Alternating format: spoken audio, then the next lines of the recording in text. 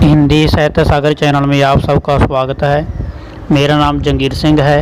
यदि आप यह वीडियो पहली बार देख रहे हो तो मेरे चैनल को सब्सक्राइब, लाइक और शेयर ज़रूर कीजिए।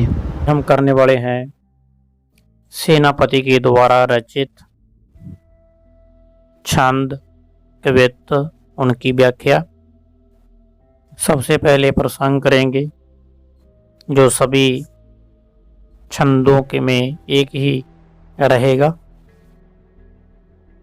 प्रसंग में हम लिखेंगे, आपको मैंने पहले भी बताया है, प्रसंग में 2-3 बातें प्रमुख हैं जो हमने लिखनी ही लिखनी होती हैं। एक तो यह कौन सी किताब में से लिया गया है, दूसरा कौन सी कक्षा का है, तीसरा इनके कवि कौन से हैं। तो शुरू करते हैं। प्रसंग, यह दोहा या यह छंद या यह सोइया, इस प्रकार आप कुछ भी लिख सकते हैं।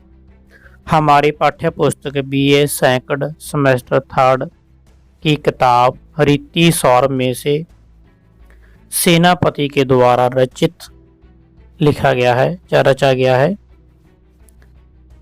इसमें रीतिकालीन कवि सेनापति मुख्य रूप से श्रृंगार रस और प्रकृति चित्रण करते हैं। श्रृंगार संबंधी इन्होंने अपने कवित्तों में संयोग एवं वियोग श्रृंगार का चित्रण किया है।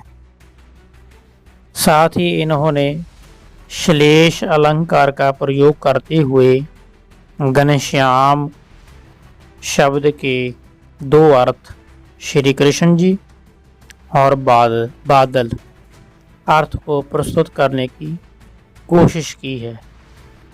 और इन्होंने अपने कवित्तों में प्रकृति का भरपूर चित्रण किया है। तो यह तो था प्रसंग। आगे है छंद की व्याख्या। जाकी ज्योति पाए जग रहत जगमगाई, पायन पद्मनीस मुँह परसत हैं। जाके देखी अंतर कमल विगसत चैन, पाई कै खुलत नैन सुख सरसत हैं। दाम की है निधि जाके आगे चंद मंद, दुत रूप है अनूप मध्य अंबर लसत हैं। मूर्त सरस सब बार है लसत जाकी, सोई मित सेनापति चित्त में बसत हैं। पद्मिनी समूह का अर्थ होता है कमलों का समूह। जाकी ज्योति पाए जग रहत जगमगाई, जाकी का अर्थ है यहाँ पर श्री कृष्ण जी को संबोधन किया गया, भगवान माना है उन्होंने कि श्री कृष्ण जी की ज्योति यदि पड़ी, ज्योति का अर्थ है रोशनी, चानन, जग रहत जगमगाई, तो सूर्य की रोशनी पड़ने से, श्री कृष्ण जी की रोशनी पड़ने से पूरा जगमगा रहा है, पूरा जग रोशन हो चुका है। पायन पद्मनी समूह परसत हैं, और इससे जो कमल हैं, तालाबों के कमल हैं, किरणें पड़ने से भी वह कमल खिल चुके हैं, उत्पन्न हो चुके हैं। जाके देखी अंतर कमल विगसत चैन, जिसके हृदय में कमल जैसे फूल खिल जाते हैं उन्हें बड़ी शांति, बड़ा आनंद मिलता है।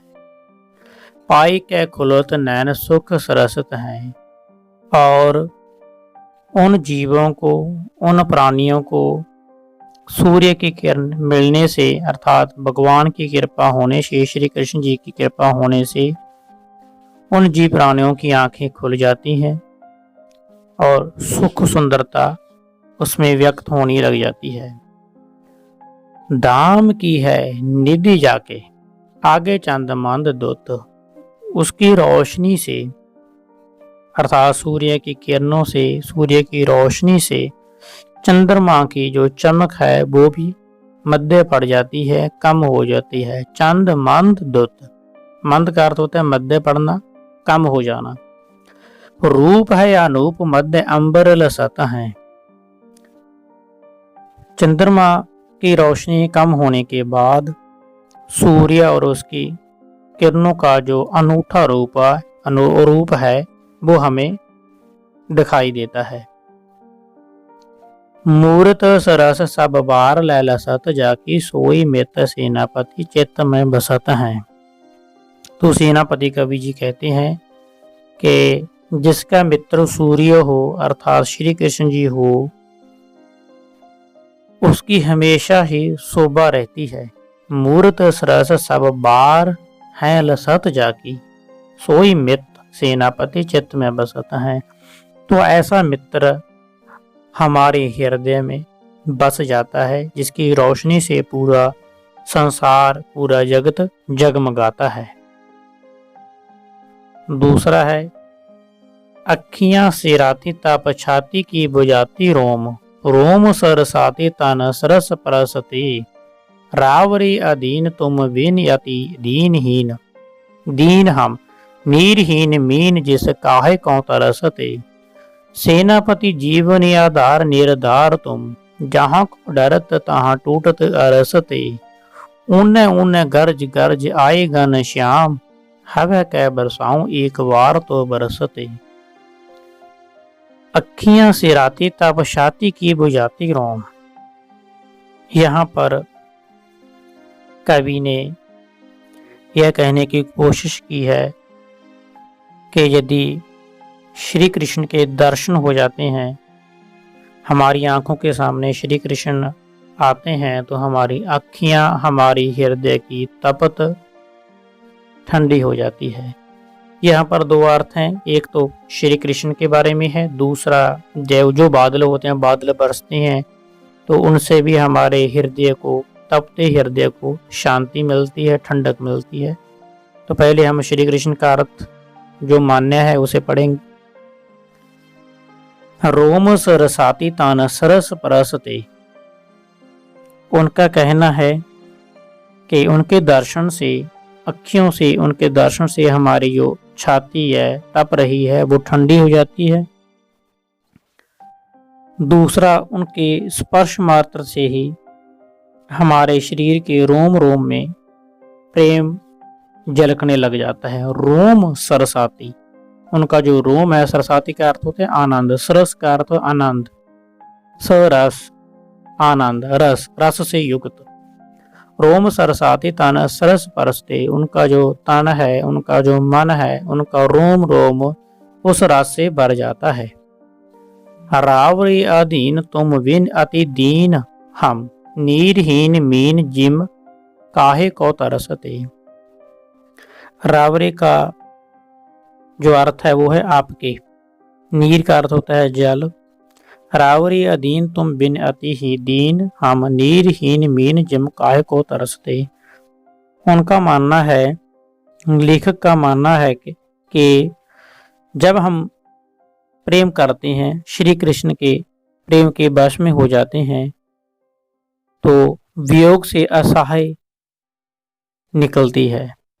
जिस प्रकार जल के बिना मछली तड़पती है, नीरहीन मीन, नीर के बिना, पानी के बिना मीन तड़पती है, जिम काहे को तरसते, जैसे कि एक मछली तड़पती है, उसी प्रकार श्री कृष्ण के प्रेम के बिना मैं तड़प रहा हूँ, तरस रहा हूँ। सेनापति जीवनी आधार निर्धार तुम। सेनापति कवि कहते हैं कि जीवन का आधार और निर्धार भी तुम ही हो, जहां को डरत तहां टूटत अरसते। वह कहना चाहते हैं कि तुम्हारे बिना हमारे जीवन में किसी की चीज का कोई भी सहारा नहीं है।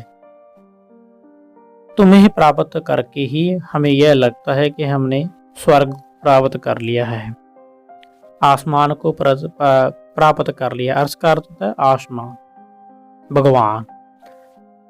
जहां को डरत तहां टूटत अरसते, उन उन गर्ज आए घन श्याम। हे श्री कृष्ण जी, अब जल्दी यहाँ वर्षो, उन उन गर्ज, आप जल्दी यहाँ वर्षो अर्थात प्रेम की वर्षा करो, जिससे हवा कै बरसाऊं एक बार तो बरसते। एक बार बरसो जिसे हम असहाय लोगों को आपका प्रेम, आपका प्यार प्राप्त हो सके, और जो व्याकुल हृदय है उसमें आपके दर्शन हो सकें। यह तो था श्री कृष्ण के बारे में अर्थ। दूसरा मेघ है। मेघ घनश्याम, जैसे कि ऊने ऊने गरज गरज आए घनश्याम, हवे कब बरसाऊं एक बार तो बरसते। यहाँ पर दूसरा अर्थ यह आ जाएगा कि गोपियां जो हैं वो, उनका जो हृदय है वो तप रहा है और वह चाहती हैं कि उन्हें बादल वर्षा करें।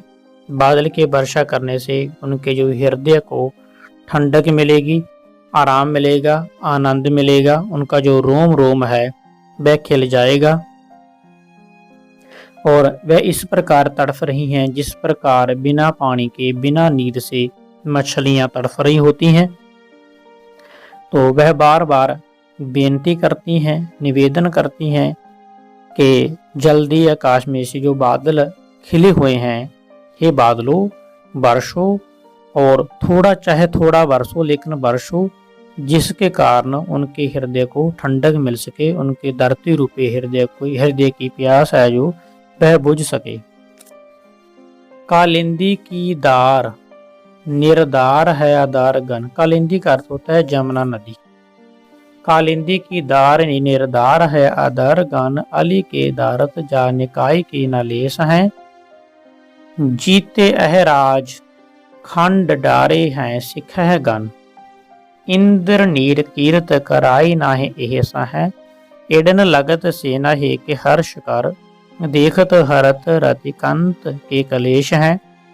चीकने सगन अंधियारे तय अधिक कारे, लसत लछारे सटकारे तेरे केस हैं। कालिंदी का अर्थ यमुना, निर्धार का अर्थ होता है बिना आधार के, आधार का अर्थ होता है धरती और आकाश के बीच का स्थान, नीचे वाला स्थान। कवि कहता है कि जो नायक है, नायिका है, उसके जो केस हैं वो लंबे हैं। जमुना जो नदी है उनके दार जैसे लंबे हैं, मनमोहक हैं, और नदी के दार की तरह निराधार हैं, खिल रहे हैं। अली के दारत जा निकाय के ना लेस हैं। अली का अर्थ होता है बबरा, बबरे।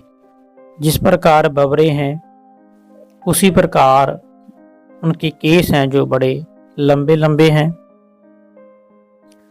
उसी प्रकार नैका के जो घने काले बाल हैं वह सिर से लेकर पैरों तक हैं। जीते अहराज खंड डारे हैं सिखह गन, और इस प्रकार खिल रहे हैं जैसा कि जमुना का पानी नीचे आता है, गिरता है और बिखर जाता है। इस प्रकार उनके जो केस हैं वह बिखर रहे हैं और सुंदरता का प्रतीक उन्हें प्रतीत हो रहा है। उनकी जो लंबाई है, केसों की लंबाई, कालापन, चिकनाई बहुत भावुक कर रहा है। इंद्र नील कीरत कराई नाहे एहसा है, इडत लगत सेना है कि हर्ष कर। कवि का मानना है कि उस नायिका के केस एडी तक, एडी होता है एडी तक, पैरों तक, उनके जो केस हैं वे इंद्रनील अर्थात नाग से भी बड़े, नागराज से भी बड़े लंबे लंबे केस हैं और एड़ी तक, पैरों तक पहुंच रहे हैं। देखत हारत रतिकांत के कलेश हैं। तो इससे क्या हो गया है, जो कामदेव है उसकी जो देवी है वह भी उसे देखकर भावुक हो चुकी है कि इतने लंबे लंबे केस, उससे भी सुंदर, कामदेव की पत्नी से भी, देवी से भी अति सुंदर हैं। वह परेशान हो रही है। चीकने सघन अंधियारे तय अधिक कारे। उनके जो केस हैं वह चिकने हैं, घने हैं और काले काले हैं। लसत लछारे सटकारे तेरे केस हैं। और इस प्रकार उसके जो लच्छेदार, लसत लछारे, लछारे होता है लच्छेदार, घुंघराले बाल, घुंघराले बाल हैं, लंबे केस हैं और बड़े ही मनमोहक लग रहे हैं। फूलन सौ बाल की बनाए गूही बेनी लाल, बाल दीनी बैंदी मृग मद की असेत हैं। कवि कहता है कि प्रीतम ने जो नायिका के बालों की चोटी है वे अपने हाथों से बनाई है। फूलन सौ बाल की बनाई गूही बेनी लाल, के जो फूलों की माला है, उसकी जो चोटी है वह खुद उसने आप बनाई है और फूल गुंदे हैं। बाल दीनी बैंदी मृग मद की असैत है, और जो माथे की बिंदी है, बाल होता है माथा, बैंदी का अर्थ है बिंदी। बाल दीनी बैंदी मृग मद की असैत है, और कस्तूरी रंग की वह बिंदी वो खुद नायक ने लगाई है। अंग अंग भूषण बनाए ब्रज भूषण, जो उनके अंगों में, एक एक अंगों में विभिन्न प्रकार के भूषण लगाए हैं, और इतने अच्छे भूषण लगाए हैं कि उन्हें देखकर ही हृदय भावुक होता जा रहा है।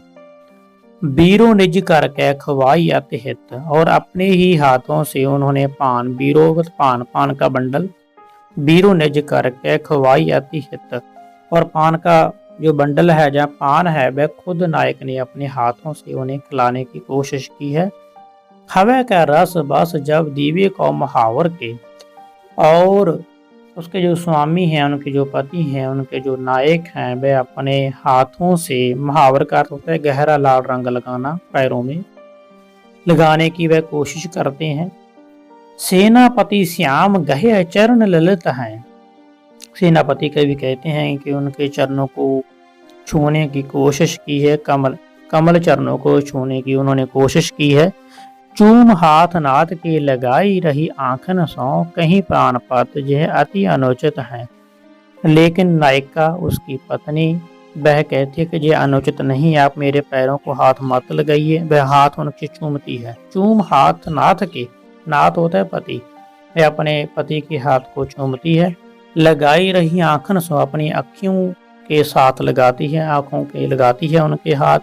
कहीं प्राणपति यह अति अनुचित है, कि हे प्राणपति, हे मेरे पति, हे मेरे भगवान, यह अच्छा नहीं है कि तुम मेरे पैरों को छुओ। लाल मनोरंजन, लाल मनोरंजन के मिलवे को मंजन का, चौकी बैठ बार सुखवती वर नारी है। अंजन तुमोर मान कंचन श्रृंगार बिन, सुहोती अकेले दे शोभा कै सिंगारी है। सेनापति सहज की तन की निकाई ताकि, देख कै द्रेगन जय उपमा विचारी है। ताल गीत बिन एक रूप कै हरत मन, पर बीन गायन की ज्यों आलापचारी है। लाल मनोरंजन के मिलवे को मंजन कै, कवि कहता है कि उसका जो मन है वह बहुत प्रसन्न हो चुका है, क्योंकि उनके जो प्रिय हैं मिल चुके हैं। मिलवे क्या मंजन क्या, उनकी प्रिय हैं जो वह मिल चुके हैं। प्रिय मिलने से उनका जो मन है वह मनोरंजन कर रहा है, खुश हो रहा है, आनंद से युक्त हो रहा है। अंजन तमोर मान कंचन श्रृंगार बिन, और वह बिना अंजन से, अंजन का अर्थ है काजल से, सुरमा जिसे हम बोल देते हैं, बिना सुरमे से। अंजन, तमोर, तमोर का अर्थ होता है बिना पान, कंचन का अर्थ है सोना, कि उनका जो चेहरा है, उनका जो स्वरूप है, बिना सोने से, बिना सुरमे से, बिना अंजन से, बिना काजल से, बिना तमोर, तमोर अर्थात बिना पान से अच्छा लग रहा है। मन कंचन श्रृंगार बिन, इतने श्रृंगार के बिना भी सुहोती अकेली देह शोभा कै श्रृंगारी है, उसकी जो देह है अति सुंदर लग रही है। सुहोती अकेली देह शोभा है, श्रृंगारी है। बिना श्रृंगार से ही उनकी देह है, प्रीतम की देह अति सुंदर लग रही है। सेनापति सहज की तन की निकाई ताकी, देख के द्रेगन जी उपमा विचारी है। सेनापति जी कहते हैं कि उसका जो शरीर है सुंदर है, और उसी आंखों से निहारने को बार बार मन कर रहा है। देख कर द्रेगन जी उपमा विचारी है, उन्हें देखकर द्रेगत होते हैं आंखों, अपनी आंखों से उन्हें देखकर उपमा विचारी, ऐसा लग रहा है कि बहुत ज्यादा उपमा करूं, उसकी विचार करूं। ताल गीत बिन, जिस प्रकार गीत जो गाया जाता है बिना ताल के नहीं गाया जाता, बिना ताल से अच्छा नहीं लगता, लेकिन कोई भी गीत, कोई ऐसा व्यक्ति गीत गाए जिसमें ताल ही ना हो। ताल गीत बिन एक रूप के हरत मन, परवीन गायन की जो आलापचारी है, बिना ताल से गाया गया गीत, बिना आलाप से गाया गया गीत अच्छा नहीं लगता। लेकिन इसका भी जो मेरी प्रीतमा है, बिना श्रृंगार से, बिना किसी उपमा से अच्छी नहीं लगनी चाहिए थी। लेकिन प्रवीण गायन की जो आलापचार्य, जेकर कोई व्यक्ति प्रवीण हो, निपुण हो, बिना ताल के, बिना आलाप से गीत गा दे तो बहुत ही अच्छा लगता है। बिना साजो सामान से गीत गा दे बहुत अच्छा लगता है, क्योंकि एक निपुण गायक ने गाया है। उसी प्रकार जो मेरी प्रीतमा है वह भी अच्छी लग रही है, बिना श्रृंगार से, बिना अंजन से, बिना सोने के गहने पाने से। प्रवीण गायन को जो आलापचारी है, जिस प्रकार कोई प्रवीण निपुण गायक बिना आलाप और ताल से गीत गाकर अच्छा लगता है, उसी प्रकार जो मेरी प्रीतमा है वह बहुत अच्छी लग रही है। तो बेटा आज के लिए इतना ही। आज हमने पंच छंद, पंच कीर्तों की व्याख्या की है। कल हम अगले जो बाकी बचे हैं उनकी व्याख्या करेंगे। आपका बहुत बहुत आभार, धन्यवाद।